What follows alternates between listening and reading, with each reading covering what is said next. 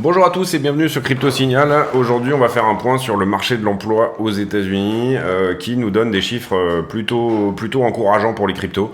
Donc c'est ce qu'on va analyser ensemble. On va expliquer un petit peu le pump du moment et voilà. Concrètement, si jamais ici je passe en 5 minutes, oui. En 5 minutes, vous allez voir qu'aujourd'hui, à 13h30, il s'est passé quelque chose. À 13h30, vous voyez qu'on fait un mouvement d'abord vers le bas et ensuite on fait un mouvement vers le haut. Et je vais vous expliquer pourquoi on a fait ce mouvement et pourquoi c'est plutôt une bonne chose au niveau des datas, ce qui nous est sorti aujourd'hui sur le marché de l'emploi. Je vous avais parlé dans le calendrier économique qu'il fallait bien suivre cette data qui était celle d'aujourd'hui. Si j'y arrive, voilà. This week's 31, ouais c'est ça, pardon. J'ai ma souris qui galère un petit peu, excusez-moi. Qui était celui d'aujourd'hui, celui-ci, d'accord, vendredi là. Et en gros, vous le voyez ici, on a un taux de chômage aux États-Unis qui était à 3,5%. La médiane, le consensus prévoyait 3,5%. Et en fait, on a fait 3,7%. C'est-à-dire que le chômage augmente aux États-Unis. Et c'est plutôt une bonne chose pour les cryptos au sens où les cryptos sont fortement liés en ce moment au risk-on, risk-off, c'est-à-dire est-ce que le marché va plutôt rester en cash ou être investi dans des actions technologiques et la crypto est en ce moment considérée comme une action technologique, une des capitalisations, admettons, du Nasdaq par exemple. Et cette nouvelle est plutôt bonne au sens où si l'emploi ralentit aux États-Unis, il va y avoir d'abord moins de pression sur les salaires puisque les salaires augmentent énormément et ça va m'amener à la partie un peu noire de ce rapport NFP qui est sorti aujourd'hui parce que pour le coup tout n'est pas rose dans ce rapport. Eh bien, vous comprendrez bien évidemment que du coup la Fed a moins de latitude pour faire une politique restrictive au niveau des taux. Les gens repassent à nouveau risk-on puisque tout simplement le chômage augmente. Le mandat de la Fed, il sert à quoi? Il sert à garder la stabilité des prix en même temps que vous avez le plein emploi. Donc si on perd le plein emploi, et c'est petit à petit ce qui va se passer, hein, Powell a déjà dit qu'il allait accepter un chômage à 4,5%, donc on est plutôt ici dans quelque chose de logique, on va dire, eh bien vous comprendrez que ça veut dire que la Fed va revenir petit à petit vers un pivot pour éviter une récession. Un pivot sous-entendu, réimprimer à nouveau et rebaisser les taux et favoriser le crédit, l'emprunt, toutes ces choses-là. Ce qui n'est pas tout rose dans ce rapport, c'est que vous le voyez, le average hourly earnings, c'est-à-dire en gros le taux horaire des salaires, on va dire pour faire simple, eh bien lui il a augmenté à nouveau. On avait pour le coup ici un consensus qui nous disait 0,3, mais il est plutôt passé à 0,4. Donc on a toujours cette augmentation des salaires qui bien entendu vient aider à faire pression sur les prix puisque même si les prix sont hauts, la demande ne diminue pas puisque les gens gagnent un peu plus également. Donc c'est une sorte de spirale où finalement le truc est, si vous voulez, auto-alimenté. Voilà. On va rentrer un peu plus loin dans ces datas. Avec ici Trading Economics. On a aussi les NFP, donc les Non-Farm Payrolls, vous le voyez, qui ont diminué, mais on s'attendait à une diminution encore plus importante et ça n'a pas été le cas. C'est-à-dire qu'on s'attendait à 200 000 emplois ici et finalement on est à 261. Donc là on est au-dessus du consensus. Vous le voyez, le consensus était à 200K. Pardon, ça c'est des précédents. Bon bref, faites-moi confiance, on était à 200K. Et puis ici, donc vous le voyez, le chiffre du chômage qui augmente. Et là, vous voyez également les hourly earnings. En gros, je vous ai déjà fait un petit peu le point sur ce rapport-là. C'est pour ça qu'en fait, le prix a commencé d'abord à baisser parce qu'on a d'abord eu les NFP qui sont sortis. Et puis ensuite, le taux de chômage global. Le taux de chômage augmente, donc Bitcoin est content puisque Bitcoin est un asset à risque. On va aller faire le reste des news assez rapidement. Vous le voyez ici, c'est la job data qui est la grosse news de la journée sur le Wall Street Journal. Ici, un hack sur Gala de 1 milliard, mais la firme qui nous dit que elle s'est attaquée elle-même. Donc à voir, il faudrait aller lire l'article ici. Je ne sais pas si vous êtes des gros holders de Gala. Personnellement, c'est pas forcément mon cas. Donc du coup, voilà, suivez un petit peu là-dedans. Et puis sur Finbold, Hutchinson, donc le fondateur de Cardano, qui dit que l'industrie crypto est née du crash de 2008, et c'est vrai, c'était Satoshi Nakamoto avait créé effectivement le Bitcoin en 2009, juste après cette crise-là. La DeFi qui se défend contre le crypto bill, donc l'amendement créé par FTX pour, je vous rappelle, une sorte de bit license, une licence Bitcoin, ce qui aurait vraiment qui serait plutôt mauvais pour la DeFi, puisque la DeFi n'est pas une personne morale. Vous n'avez personne qui peut ici faire une application pour avoir cette fameuse bit license. Ici, Apex, ça je connais pas, donc je sais pas si vous connaissez, n'hésitez pas. Voilà.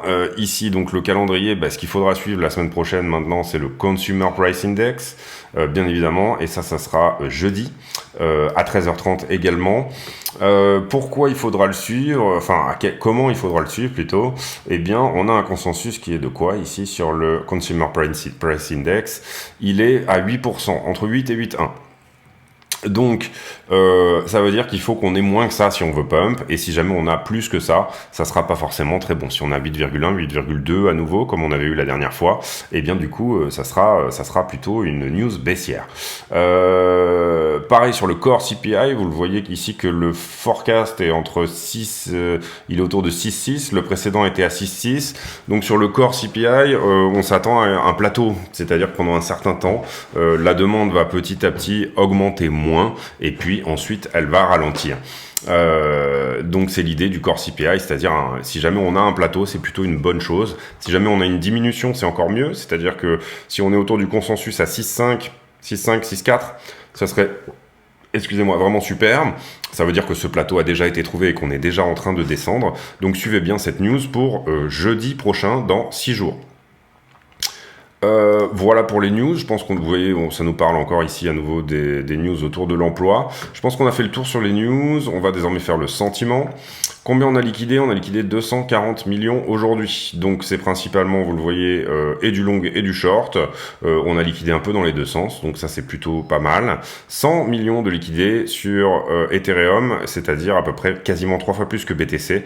Comme je vous le dis en ce moment, beaucoup de liquidations et donc beaucoup d'open interest ouverts sur Ethereum. On a l'impression que sur les futurs, Ethereum a pris une place beaucoup plus prépondérante que Bitcoin. Donc ça, on va suivre de près. On le suit déjà de près d'ailleurs depuis 2 mois et demi. Matic qui arrive en 3e position, je vais vous expliquer pourquoi après, on ira faire un petit point sur Matic également. Ici, on est sur Ether, je vous ai déjà préparé les niveaux, on va faire Ether en premier puisque je suis dessus. Et globalement, on avait liquidé tout le short qui se trouvait ici. Ici, on avait 3 ou 4 points de short à prendre. Si je fais ça, peut-être qu'on va les retrouver. Voilà, ça c'était les points de short à prendre et qu'on a travaillé. Désormais, on va chercher de la liquidation au-dessus, donc ça c'est plutôt une bonne chose. Il est où mon rideau? Voilà. Et désormais, les niveaux à prendre, vous le voyez. Ah, je peux pas en faire plus que ça, d'accord, super. Donc c'est pas grave, on va faire comme ça. Comme ça, comme ça. Et on avait un niveau suivant ici à prendre par là. Voilà. Et ce niveau-là, il est important. Pourquoi il est important? Parce que vous le voyez, le funding augmente, mais vous avez un open interest qui part littéralement en parabole là. Et donc, du coup, c'est quasiment une certitude. Si vous regardez, enfin, c'est quasiment une certitude. Oui, on peut dire ça. Oui, on peut dire ça. Oui. C'est que comment je fais pour je fais n'importe quoi là. Donc, on va le mettre comme un gros point. Un retour au 1554 pour Ethereum est quasiment une certitude au sens où on a énormément de liquidités ici, vous le voyez, on a quasiment 700 millions qui sont ouverts là ici en position leveragée et probablement en longue puisque vous le voyez, le funding augmente fortement. On a une demande au spot qui reprend, donc ça c'est plutôt une bonne chose. On va désormais aller regarder les liquidités, on va faire un run là-dessus. J'en profite pour dire à ceux qui le souhaitent de ne pas hésiter à s'abonner, activer la cloche des notifications et venir nous rejoindre sur le Discord dont le lien est en description ici et également dans la description de la vidéo.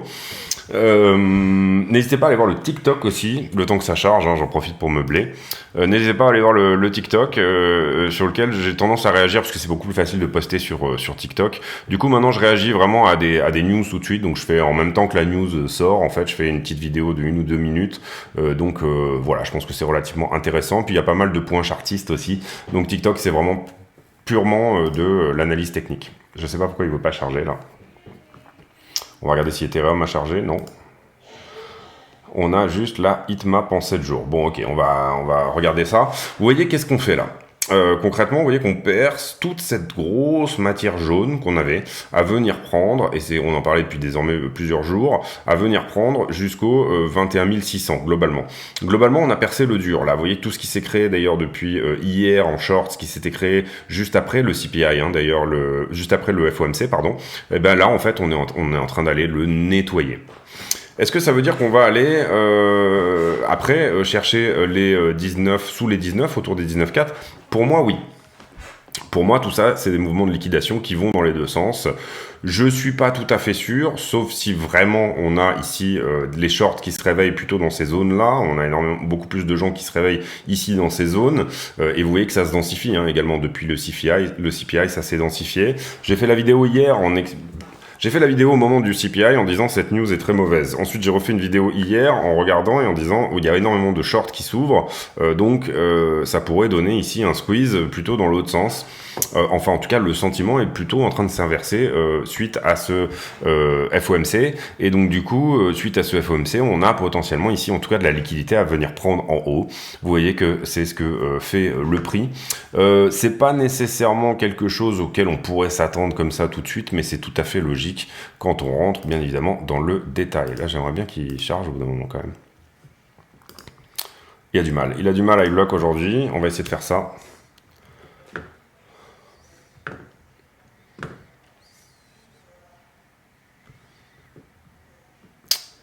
On va essayer de faire ça, ça, ça, ça et ça. Voilà. Donc, qu'est-ce qui se passe là? Vous voyez qu'on liquide tous les shorts, donc bien évidemment, désormais les longueurs sont plus nombreux. Puisque vous le voyez là, c'est ce qu'il est en train de se passer avec un fort pump vers le haut. Est-ce qu'on avait énormément de shorters à liquider? On en avait quelques-uns quand même, mais c'était pas non plus incroyable. Hein. Vous voyez qu'on n'a pas fait 1 milliard de liquidation ici, on a fait 240 millions. Je pense qu'on a pris d'ailleurs sur les quelques heures, voilà, le dernier 1 heure déjà, il y a la moitié qui vient d'être rect sur cette très jolie bougie qu'on vient de faire en horaire sur la bougie qu'on vient de faire à l'instant en fait. Donc ça, comprenez-le bien. Ici, on a désormais plus de longueur que de shorter, donc prévoir un mouvement potentiellement vers le bas n'est pas une connerie. On a quand même encore du monde au-dessus, je vais vous le montrer après. Et sur Ether... Ah là là là là là là, hop, hop, hop, hop. Sur Ethereum... Même chose, vous voyez qu'on a plus désormais de longueur que de shorter sous le prix. On a des positions à venir prendre sur... Et pourquoi il m'a mis Bitcoin? Ah là là là là là là. On y arrive. J'ai failli vous faire une analyse de Ethereum à 30 000 $ aujourd'hui, vous voyez. J'ai du mal, hein, vraiment, aujourd'hui, un petit peu de mal. Voilà, on va y arriver. Quand les outils rament, eh ben, celui qui les utilise rame avec eux. Plus de longueur également, donc du coup sur Ethereum que de shorter. Vous voyez qu'on a des grosses positions ici qui viennent de s'ouvrir, donc potentiellement, il faudrait zoomer vraiment bien pour voir, mais en fait on a nettoyé, vous le voyez, tout ce qu'il y avait, vous voyez les barres bleues ici. Cette grosse position va probablement être nettoyée, et globalement il faudra s'attendre à ce que Ethereum revienne à minima à 1006, et potentiellement ce qu'on avait noté ici, c'est 1553, voilà, sous les 1553 à mon avis, on va au moins nettoyer tout ce qui s'est passé là, ici, à un moment donné. Donc si vous attendiez un point d'entrée, si vous êtes haussier sur les cryptos, bien évidemment, vous placez très légèrement au-dessus de ça, n'est pas du tout une mauvaise idée. Personnellement, moi, je suis déjà en position sur tout ça. Ici, on va revenir sur le Bitcoin et faire une conclusion. Vous voyez ici qu'on avait ce biseau qui désormais a donné sa cassure. Il nous avait fait une déviation ici et il a fait une vraie cassure juste derrière. Si on prend l'amplitude totale du biseau qui se trouve ici, vous voyez que je suis descendu là jusqu'à ce point-là, donc l'amplitude totale de la figure, hein, et je l'ai reporté au point de cassure. Au moment où on a cassé cette résistance, vous voyez que l'accélération s'est faite, et désormais, on n'est pas loin de la target qui est de 21 355.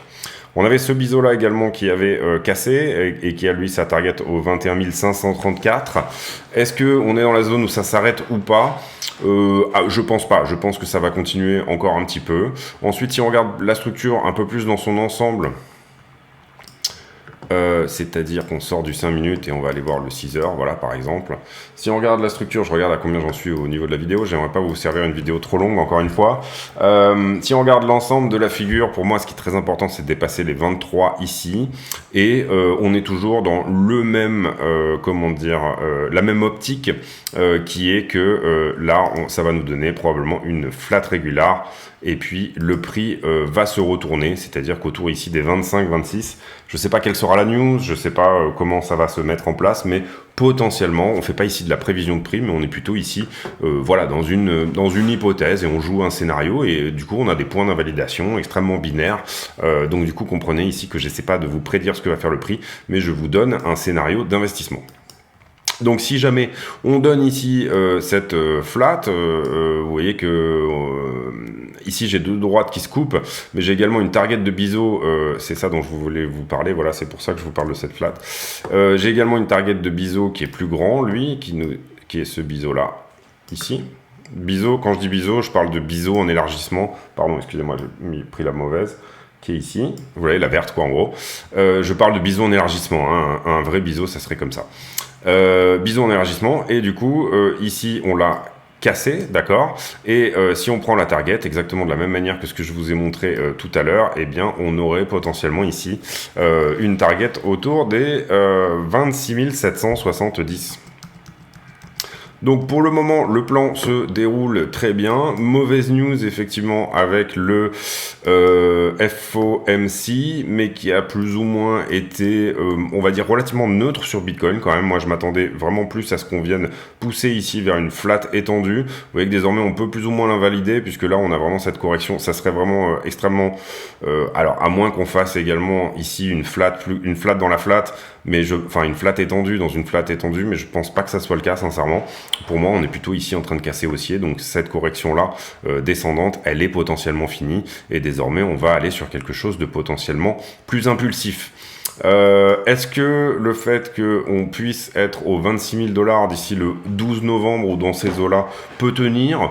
Pourquoi pas? Pourquoi pas si, bon, vous voyez que les deux droites se croisent là, alors c'est des droites qui ont plus d'un an hein, chacune, donc c'est très difficile de tomber pile sur une date. Vous comprenez qu'on peut décaler d'une semaine ici les choses, il suffit de très légèrement voilà, décaler le prix, etc. Il n'y a pas vraiment de prévision, mais je pense sincèrement que oui, ça pourrait tenir dans ces eaux-là.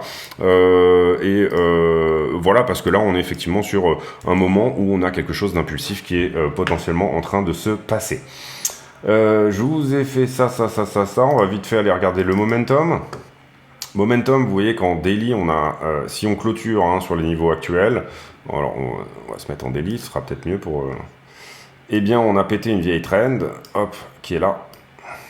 Vous voyez que là, on se fait repousser à chaque fois par cette trend, 1, 2, 3, 4, 5, 6, 7 refus, et là, on est peut-être en train de la casser et de la fullbacker, donc ça irait bien dans le sens d'un retournement à long terme du prix du Bitcoin. Si on veut se placer un petit peu mieux, on pourrait se mettre un petit peu comme ça.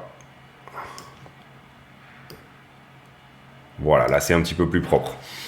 Pas de pullback pour le moment, mais en tout cas on est en train de jouer avec cette droite là, alors vous dire qu'elle est cassée, c'est un peu le cas, hein, c'est ce qu'on voit vraiment sur la charte, donc ça c'est plutôt encourageant. Sur le MACD, vous voyez qu'on reprend ici du MACD, le MACD a arrêté de pâlir, il est en train de repartir vers le haut du côté de la poussée des prix vers le haut et des acheteurs, on a un momentum qui est acheteur à nouveau, donc vous voyez que ça pourrait nous donner ici ce type de vague où on est effectivement sur voilà, quelque chose qui donne de la... ce qu'on appelle ça une vague gâchette, une trigger waves qui en fait appuie sur la gâchette pour en pousser une autre, ça pourrait être le cas. Ici, point d'achat, intervenir sur Cypher, il faudra qu'on clôture dans les mêmes prix, mais sur le market Cypher, ce mouvement de vente est fini et on est à nouveau dans une vague d'achat. Ici, le stochastique qui rebondit aux 50 et qui repart vers le haut, donc ça c'est plutôt une bonne chose aussi. Et puis l'indice de Shoppiness qui avait fortement déchargé, qui là est en train de se recharger, puisqu'on avait déchargé à la fois vers le bas et vers le haut, en tout cas en ce qui concerne le daily. Sur le weekly, cette semaine va être prépondérante au sens où là aussi on a une trend qui est très vieille, et qui est potentiellement également en train de casser. Donc la semaine vous comprenez que c'est depuis le 28 décembre 2020, on a ce RSI qui est descendant, Est-ce qu'on est ici en train de le péter pour repartir plus haut? C'est vraiment une très bonne question. Deuxième chose ici, on continue désormais 1, 2, 3, 4, 5, 6, 7 semaines consécutives de MACD positif, MACD acheteur. Ici, on avait cette divergence haussière, elle est fabuleusement en train de jouer. Vous voyez que la VWAP s'écarte. Bref, le momentum en weekly, il est excellent. Ce qu'on veut, c'est que le RSI continue à ramper en haut, là. Donc, vous pouvez vous mettre ici une alerte. Bon, encore que je pense que vous le verrez, hein, le moment où le RSI va potentiellement, mais vous mettez une alerte de progression vers le bas ici. Et attention, ça pourrait envisager un mouvement baissier plus important.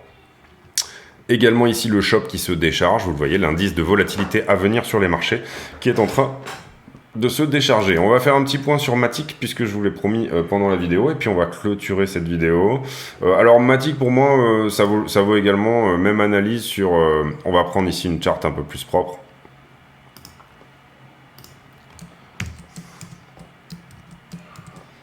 Voilà. Et ben il va propre non plus mais c'est pas grave. Globalement on a même plus ou moins ce qu'on veut dessus donc c'est bien. Alors, Matic, on est dans ce biseau ici, on est plus ou moins dans la même structure que sur Bitcoin, en tout cas on peut l'imaginer, avec une flat étendue ici, c'est-à-dire que ceci nous donne une correction vers le bas, sous forme de flat étendue, d'accord ? Mais à l'inverse, Matic, ici, il nous fait 1, 2, 3, et puis il casse le biseau. Qu'est-ce que ça veut dire? Ça veut dire que sa correction de 4, correction haussière, donc je vais vous redessiner les 5 vagues, sinon vous n'allez pas forcément tout comprendre. 1, 2, 3. Et là, vous voyez qu'il sort du biseau. Okay, on pouvait imaginer que le biseau était forcément plus haut, mais lui, il vient nous faire une 4 quelque part au-dessus. Et ça, vous le voyez ici, si jamais on décale le biseau par ici, par exemple, déjà, si jamais on donne une target à ce biseau, même s'il est en 3 phases, moi je préfère vraiment trader les biseaux en élargissement descendant qui ont plutôt déjà leurs 5 phases vraiment très visibles, eh bien vous voyez que l'amplitude totale de la figure reportée au point de cassure qui est par ici, ça nous donne une target autour des 8 $ sur Matic, donc un price discovery, un nouvel ATH, etc. etc., etc. Là où c'est pas de la prévision de prix, encore une fois, ici qu'on fait, c'est tout simplement, l'être humain adore voir les choses avec des structures, donner une structure au chaos, et les prix sur les marchés et encore plus sur les cryptos, sont des événements qui sont littéralement chaotiques, et donc du coup ici on essaye de rentrer dans des modèles pour avoir des points de prise de profit, etc., d'investissement et tout ça. On s'est rendu compte que ça marchait plutôt bien par le passé, donc du coup on fonctionne comme ça. Donc ici, lui, soit il nous fait sa 4 ici, en dehors du biseau, soit on a un autre décompte éventuellement qui peut être compté. Hein. Tout ne fonctionne pas littéralement uniquement sur des biseaux, mais on peut imaginer, je sais pas, que la 2 était là, par exemple, la 3 était là, du coup, la 4, elle était très faible, elle pourrait se positionner par là, et là, on a eu la 5, donc là, on repart en tendance haussière sur Matic. Et ce que j'essaie de vous dire par là, c'est que Matic est un layer 2 Ethereum qui permet de payer moins de frais de transaction, d'être plus rapide, etc. Un petit peu comme Optimism aussi, qui pousse beaucoup en ce moment. Hein. Optimism, il nous a fait un plus 22% là dans la journée, il est à 1,36 $. Tous ces layer 2 fonctionnent très bien quand Ethereum fonctionne très bien, bien évidemment, puisqu'ils apportent des réponses aux problèmes qu'a Ethereum. Et bien évidemment, avec les nouveaux partenariats, les nouvelles choses, etc., au niveau fondamental, c'est tout à fait des choses sur lesquelles il est intéressant d'investir. Donc moi je suis assez fortement positionné sur l'écosystème Ethereum, vous le savez si vous suivez la chaîne, vous savez que je suis très bull sur Ether, et ce que je veux dire par là, c'est lui il a pété son biseau ici. Donc ça me paraît vraiment important. EGLD a fait EGLD a fait la même chose également, mais lui il a pété son biseau. Donc bien évidemment ici c'était pas mal de payer un pullback sur ce point-là et éventuellement de partir sur un trade où éventuellement Matic est à nouveau désormais dans quelque chose d'impulsif. Il faut comprendre ici également qu'il ne faut pas rentrer sur des bougies comme ça. Ici, vous devez attendre une correction. Personnellement, si jamais... alors, je vais essayer de voir si on peut avoir quelque chose de plus précis en volume profile sur le côté.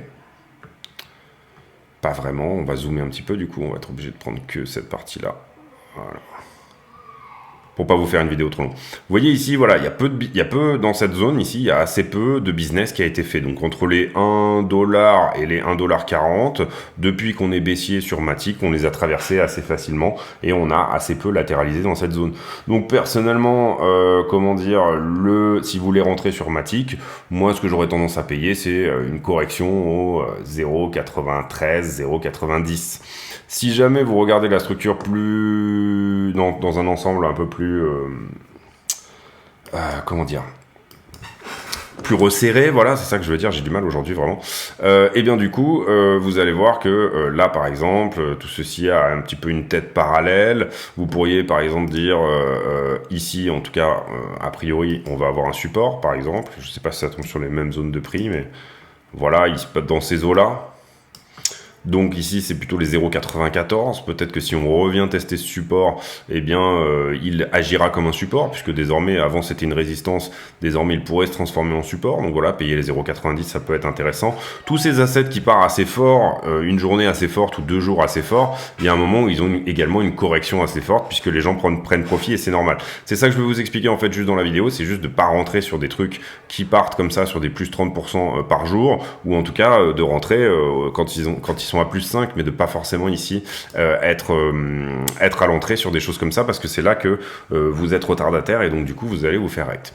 Donc voilà, ici potentiellement très bon point d'achat, 0,95 sur Matic. Pour moi, on a aussi un coup à jouer autour des 0,70, clairement.